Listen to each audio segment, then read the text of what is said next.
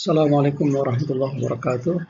Kita jumpa sekali lagi dalam siri pembangunan berteraskan Islam, dan kali ini ialah siri yang kelima yang kita nak bincangkan tentang prinsip pembangunan berteraskan Islam yang kelima, iaitu tentang perkaedahan pembangunan. Jadi kita dah bincang acuan, kita dah bincang pelaku pembangunan, kita dah bincang skala waktu pembangunan, kita dah bincang skala waktu pembangunan, lepas tu kita dah bincang juga kerangka pembangunan. Maka sekarang ini kita bincang pasal kaedah pembangunan. Jadi untuk membangunkan pembangunan secara Islam itu, bagaimana kaedah, bagaimana perkaedahan pembangunan tersebut? Jawapannya ialah kaedahnya itu mestilah berbentuk ibadah.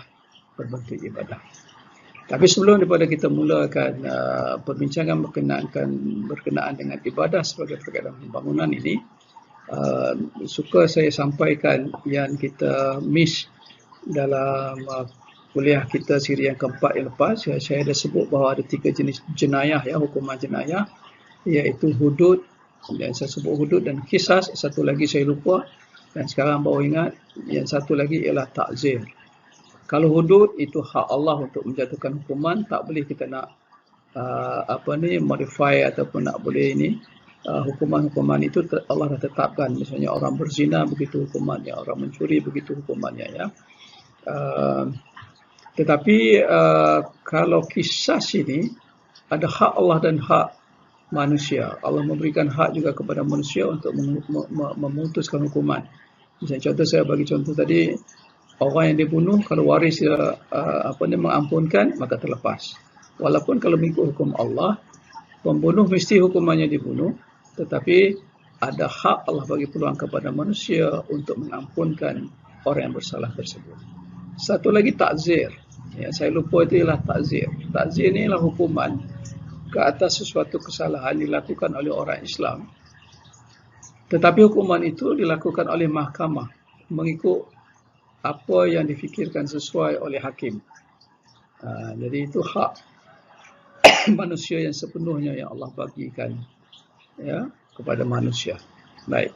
Sekarang kita balik kepada prinsip kelima ini, ibadah sebagai pembangunan berteraskan Islam.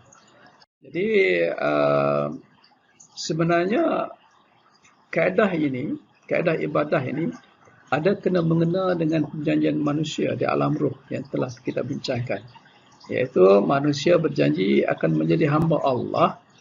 Jadi hamba Allah ni artinya pengabdian, mengabdikan diri kepada Allah.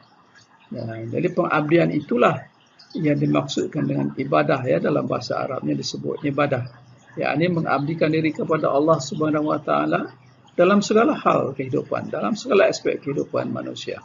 Termasuklah dalam kes kita yang kita belajar ini, dalam pembangunan. Dan ibadah ini ada kaedah-kaedah yang tersendiri.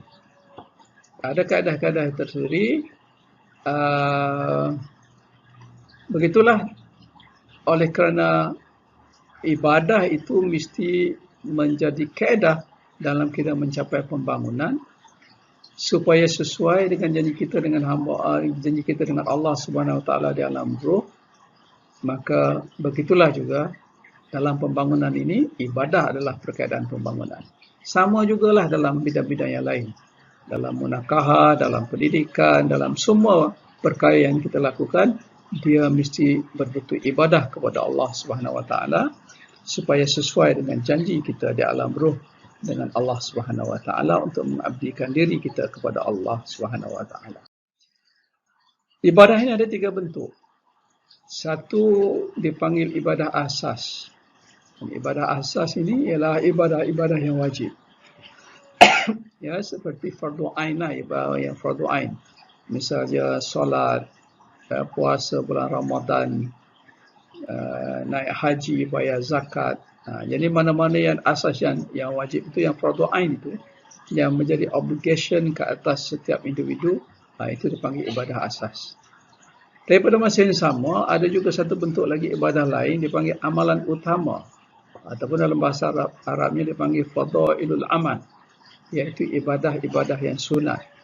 Dan kalau kita perhatikan ya, setiap ibadah wajib mesti Allah iringkan dengan ibadah sunnah ataupun amalan utama ini.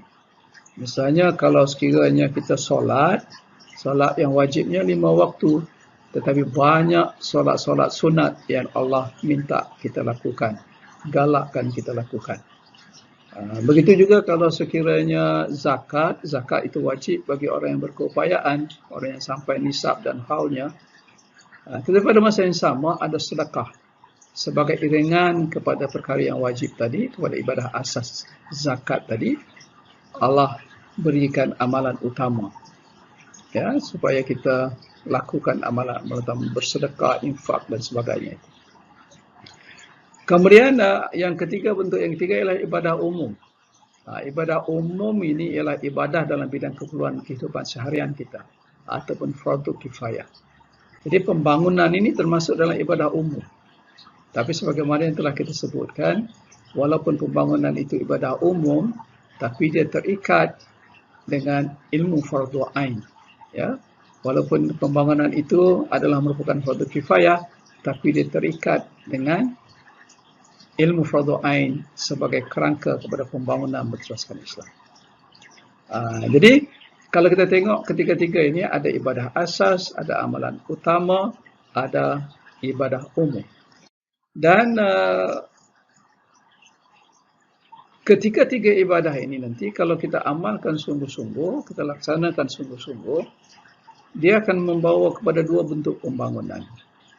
Kalau kita buat ibadah asas sungguh-sungguh dan disokong oleh amalan-amalan utama, fadailul amal, ya, maknanya kalau solat ditambah lagi dengan solat-solat sunat, zakat ditambah lagi dengan sedekah dan infak, ya, naik haji juga, naik haji ditambah dengan umrah.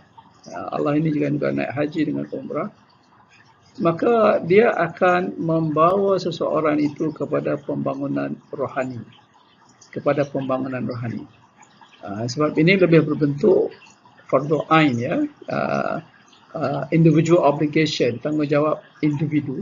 Maka dia membawa kepada pembangunan rohani individu tersebut. Manakala ibadah umum, ya, macam pembangunan, macam pendidikan, kesihatan dan sebagainya itu, kalau dilaksanakan sungguh-sungguh dalam kerangka pembangunan berteraskan Islam yang terikat dengan fardu ain, jadi maka insya-Allah kita akan berjaya membangunkan material kita. Dia membawa kepada pembangunan material. Jadi artinya pembangunan rohani yang dilahirkan oleh ibadah asas dan juga amalan utama campur dengan pembangunan material yang dilahirkan oleh ibadah-ibadah umum, maka jadilah dia sebagai pembangunan berteraskan Islam. Jadi pembangunan berteraskan Islam itu adalah gabungan antara pembangunan rohani dan pembangunan material yang lahir daripada ibadah asas dan amalan utama, itu pembangunan rohani, dan pembangunan materialnya lahir daripada ibadah umum. Ya. Jadi kalau kita lihat ibadah asas dengan amalan utama, dia lebih terikat dengan perkataan ilmu fardu ain. Nah, ibadah asas dengan amalan utama tadi dia terikat dengan tauhid, dia terikat dengan fiqh, dia terikat dengan tasawuf dan perkara-perkara yang sunat. Tapi pada masa yang sama, ibadah umum juga tidak terlepas lagi daripada perkara tauhid, fiqh dan tasawuf tadi. Ya, walaupun ibadah umum macam pembangunan ini dia lebih berbentuk fardu kifayah, sebagaimana saya ulang-ulang lagi, dia terikat juga dengan ilmu fardu ain, tauhid, fiqh dan tasawuf tadi. Dan dalam melaksanakan ibadah umum ini, dia ada 5 syarat yang nak menjadikan ibadah umum itu, usaha itu sebagai ibadah. Misalnya kalau kita nak membuat pembangunan berteraskan Islam supaya dia jadi ibadah, maka ada 5 syarat. Yang pertama, niatnya mestilah kerana Allah Subhanahu Wa Taala. Kemudian yang kedua, isi perkara yang kita lakukan itu mestilah ikut syariat. Yang ketiga, dalam pelaksanaan juga mestilah terikat dengan syariat. Yang keempat, natijah ataupun hasil daripada apa yang kita lakukan tadi mestilah juga sesuai dengan syariat. Dan yang kelima, tidak boleh tinggalkan ibadah-ibadah asas. Jadi kalau kita nampak di situ ya, ada ya, tauhidnya di mana? Niat kerana Allah Subhanahu Wa Taala. Syariatnya di mana? Ikut syariat, ya, ikut syariat isinya, pelaksanaannya, natijahnya ikut syariat. Kemudian tasawufnya di mana?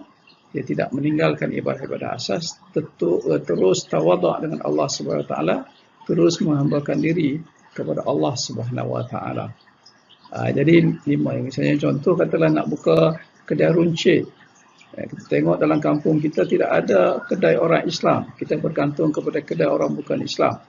Maka kita niat nak memenuhi fardu kifayah untuk menyelamatkan masyarakat di kampung kita daripada terus berdosa kesemuanya. Maka kita buat kerana Allah Subhanahu Wa Taala. Jadi cukup syarat satu.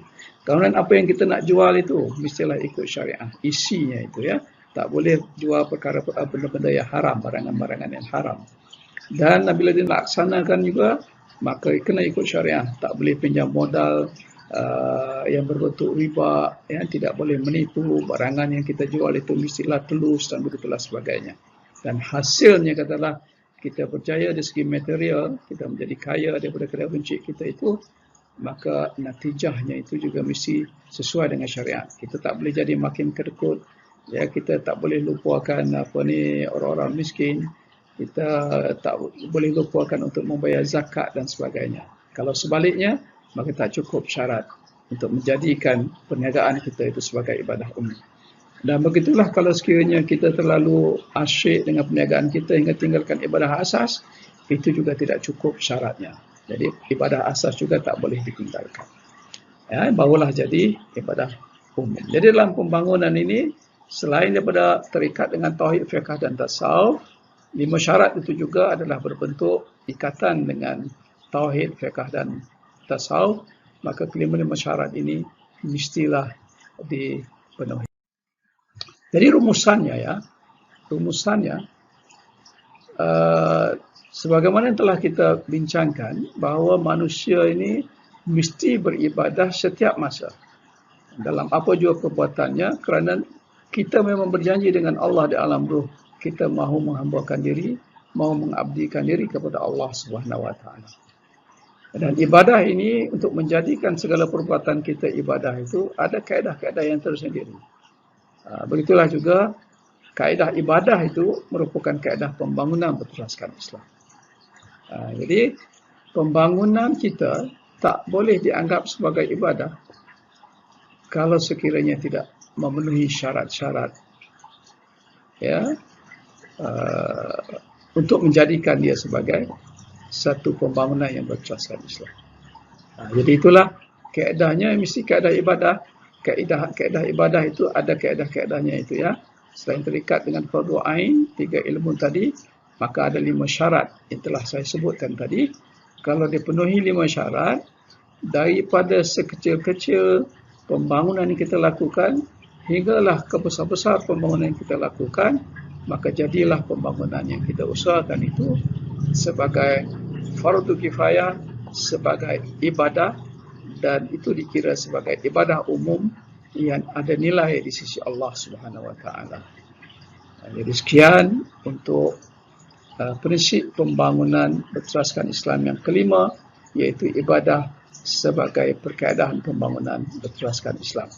Assalamualaikum warahmatullahi wabarakatuh.